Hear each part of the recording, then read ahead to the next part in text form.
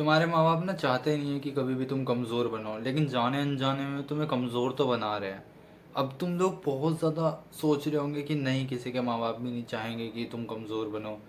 लेकिन यस, मैं बोलना चाहूँगा, यस, तुम्हारे पेरेंट्स तुम्हें बहुत ज़्यादा कमज़ोर बना रहे हैं।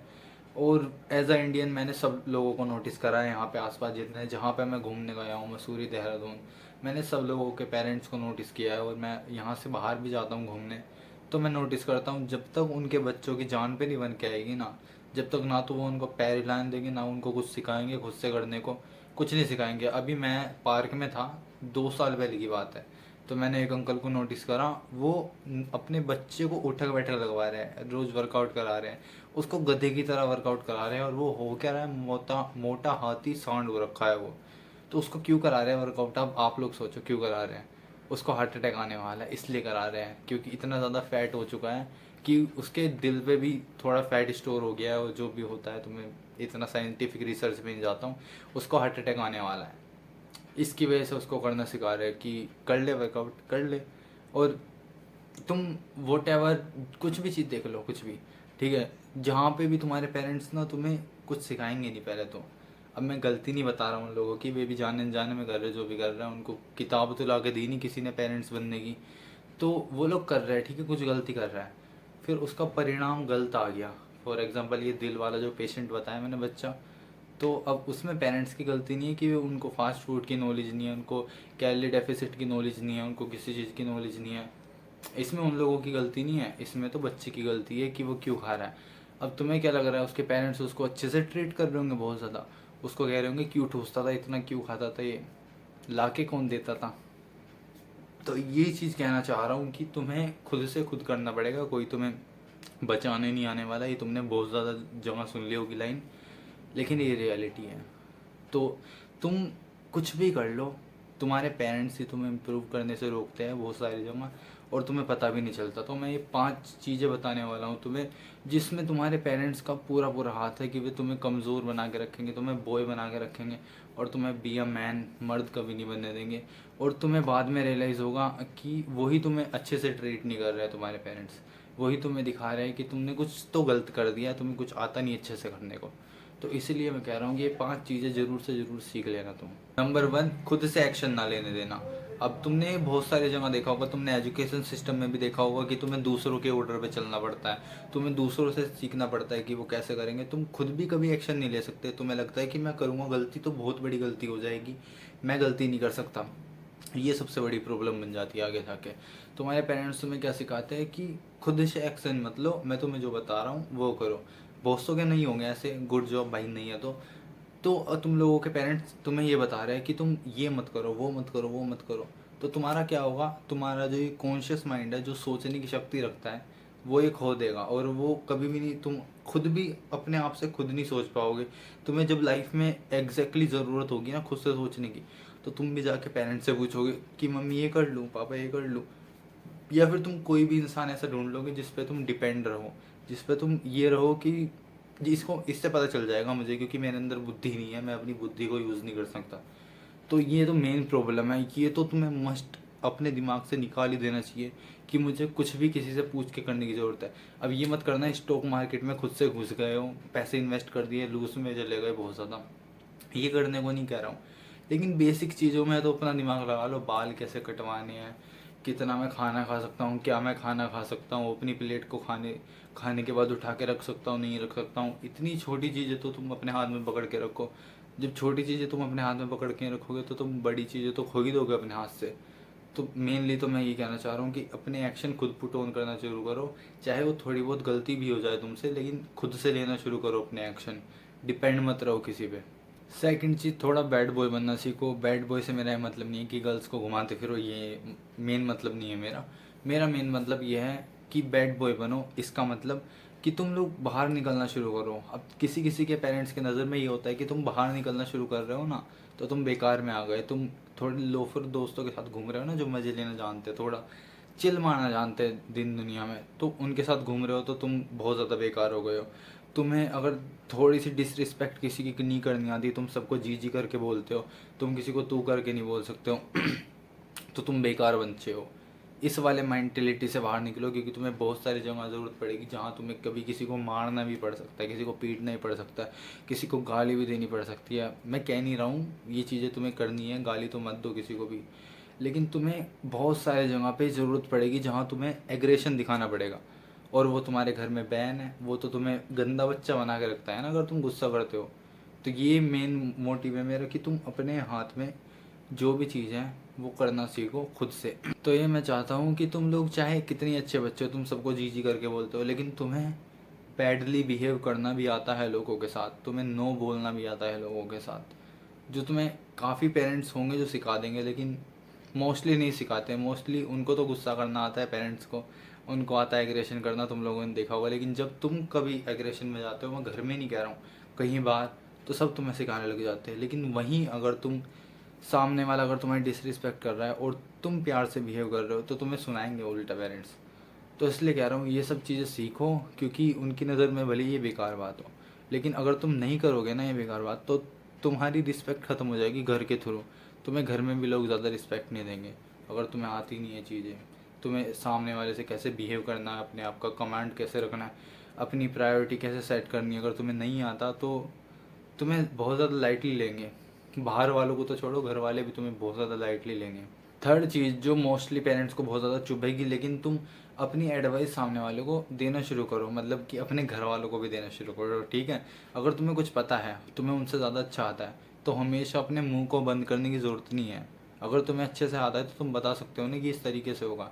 और अगर कोई कॉन्फ्लिक्ट कर रहा है, वैसे तो पेरेंट्स करते ही नहीं है ज़्यादा कॉन्फ्लिक्ट, अगर तुम्हें अच्छे से आता है कुछ काम करना, लेकिन अगर कर रहा है कि नहीं इस तरीके से होगा, तो उन्हें समझाओ।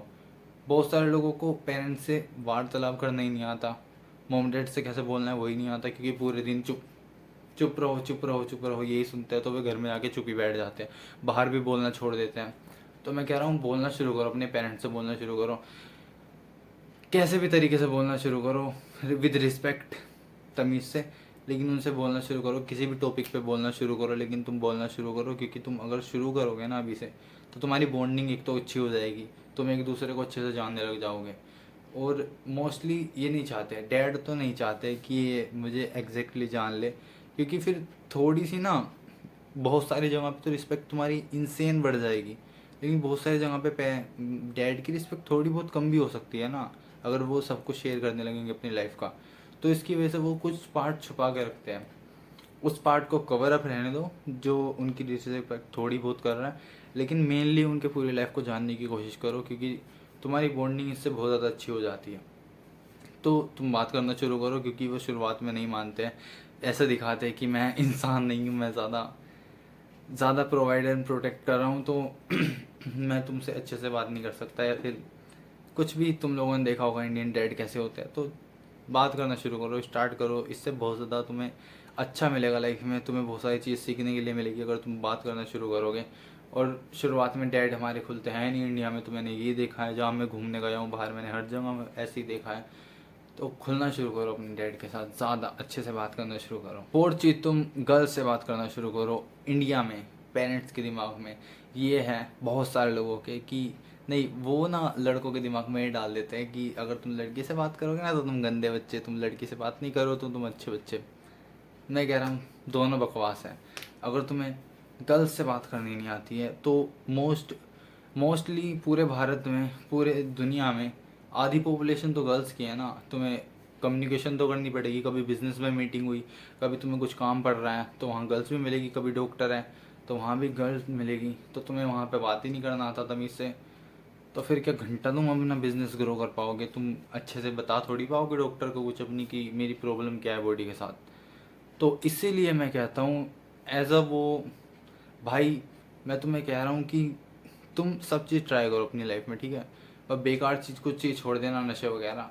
गर्लफ्रेंड बनानी तुम्हें गर्लफ्रेंड बनाओ, कुछ भी करो, लेकिन गर्ल से टॉक तो करो। भले ही तुम्हें गर्लफ्रेंड ना बनानी हो, लेकिन एक बार बात तो करके देख लो, इसमें तो कुछ नहीं होगा ना। तो गर्ल्स से बात करना शुरू करो, कुछ बुरा नहीं होता है। इंडिया के पेरेंट्स के दिमाग में पता नहीं कहाँ से क्या भरा पड़ा है, मेरे समझ में नहीं आता। इस पर कभी फिलोसफिकल अपनी बात दूंगा मैं, कमेंट बॉक्स में बताना अगर चाहिए तो, क्योंकि मेरे बहुत सारे पर्सपेक्शन हैं जिब आता है मेरे दिमाग में कि मैं बताऊं कि क्यों ज़्यादा रिस्की है, क्यों अवॉइड करते हैं लोग गर्ल से बात करना, क्योंकि इसमें बहुत सारे डेंजर हैं। तो कभी बात करेंगे उसके बारे में। फिफ्थ चीज़ मैं ये कहना चाहूँगा, अपनी ग्रूमिंग पे ध्यान दो। इंडिया में डैड तो मोस्टली ऐसे होते हैं जो, अगर तुम कभी ग्रूमिंग पे ध्यान दोगे ना, अगर तुम्हारी अच्छी बियर्ड नहीं आ रही है और तुम बियर्ड हटा दोगे तो तुम्हारे मुंह पे चाटे भी पड़ेंगे। ऐसे पेरेंट्स ही होता है। तो मत सुनो कभी कभी, हर बार पेरेंट्स सही नहीं हो सकते, उन्होंने भी पूरी दुनिया को नहीं जाना है अच्छे से। और उनकी मैं डिसरिस्पेक्ट नहीं कर रहा हूँ भाई, उनको भी बहुत सारे काम थे, पहले तो बहुत ज़्यादा स्ट्रगल होता था। तो कोई बात नहीं, उनको जनवाने की कोशिश करो कि जानो, पापा मम्मी तुम भी जानो लाइफ के बारे में, और भी है बहुत सारी चीज़ें सीखने के लिए। लेकिन अपना हर बात मत सुनो, मैं ये कहना चाह रहा हूँ। तो अपनी बियर्ड्स को अगर हटा दो, तुम्हारी बियर्ड अच्छी नहीं है, ग्रूमिंग अच्छी नहीं लगती अगर तुम्हें, तो मत रहो, मेरे चैनल पे मत रहो। लेकिन मैं तुम्हें हर बार कहूँगा कि अपने ग्रूमिंग पे ध्यान दो, डाइट पे ध्यान दो, हेल्थ पे ध्यान दो। मेरा मेनली यही काम है, सोशल स्किल पे ध्यान दो। तो अगर तुम्हारी मूंछ बेकार आ रही है तो इसे हटा के देखो। अगर वे मना कर रहे हैं पेरेंट्स की घर में, ये मत करो, बेकार लगता है, तुम्हें बेकार लगता है, 1 महीना रुको, 2 महीने रुको, सब कंपनसेट हो जाता है, कोई कुछ बुरा नहीं मानता, फिर उसके बाद सबके लिए नॉर्मल हो जाता है। वो तुम एकदम से क्लीन करते हो ना, तो सबको अजीब सा लगता है कि क्या हो गया, और वो चाहते नहीं है कि उनकी सोसाइटी में रिस्पेक्ट कम हो। तो इसकी वजह से एक लूप सा बन जाता है, उसको छोड़ो, सब कुछ अवॉइड करो। लेकिन अपनी ग्रूमिंग पे ध्यान दो। अगर इसके बीच में पेरेंट्स आ रहे हैं तो मैं ये कह सकता हूँ, अब वो तुम्हारा निर्णय है कि तुम्हें सुनना है या नहीं सुनना।